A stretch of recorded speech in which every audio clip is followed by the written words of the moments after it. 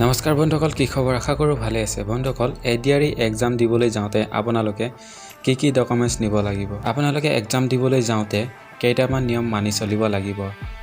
নতুন এটা আপডেট লৈ আহিছোঁ আপোনালোকৰ মাজলৈ। ভিডিঅ'টি শেষলৈ চাব আৰু চাই ভাল পালে ভিডিঅ'টিত লাইক এটা লগতে চেনেলটো ছাবস্ক্ৰাইব কৰি দিব। বন্ধুসকল, প্ৰথমে উল্লেখ কৰিছে যে এডিআৰই যিখন এডমিট কাৰ্ড সেইখন লগত লৈ যাব লাগিব। সেইখনৰ অবিহনে আপোনালোকে এক্সাম দিবলৈ নাপাব। গতিকে এডমিট কাৰ্ডখন লগত লৈ যাব। 2 নম্বৰতে কৈছে যে আপোনালোকক এক্সামৰ বাবে কেৱল এখনহে OMR শ্বীট দিয়া হ'ব আৰু বেলেগ কোনো ধৰণৰ এক্সট্ৰা OMR শ্বীট দিয়া নহ'ব।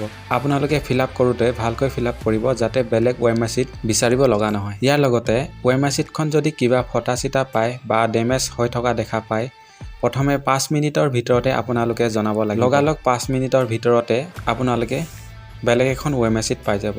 ইয়াৰ পিছতে আপোনালোকে যিকোনো ID কাৰ্ড এখন লগত লৈ যাব লাগিব। পান কাৰ্ড, আধাৰ কাৰ্ড, ভোটাৰ কাৰ্ড যিকোনো এখন লৈ যাব পাৰে। আৰু আপোনালোকে নিৰ্দেশ নোপোৱাকৈ এক্সাম হলত প্ৰৱেশ কৰিব নোৱাৰিব। আৰু এক্সাম দিবলৈ যাওঁতে আপোনালোকে লগত এডমিট কাৰ্ড, কলম, ফটো, ID কাৰ্ড লগত লৈ যাব পাৰিব। লগতে ক্ৰেডিট কাৰ্ড, ডেবিট কাৰ্ড লগত লৈ যাব পাৰিব। ইয়াৰ বাহিৰে বেলেগ বস্তু আপোনালোকে নিব নোৱাৰিব। চ' বন্ধুসকল, সকলোকে বেষ্ট অফ লাক। এক্সাম ভালকৈ দিব। ভিডিঅ'টি আজিলৈ ইমানেই। যদি ভিডিঅ'টি চাই ভাল পালে তেনেহ'লে ভিডিঅ'টিত লাইক এটা লগতে চেনেলটো ছাবস্ক্ৰাইব কৰি দিব। ধন্যবাদ।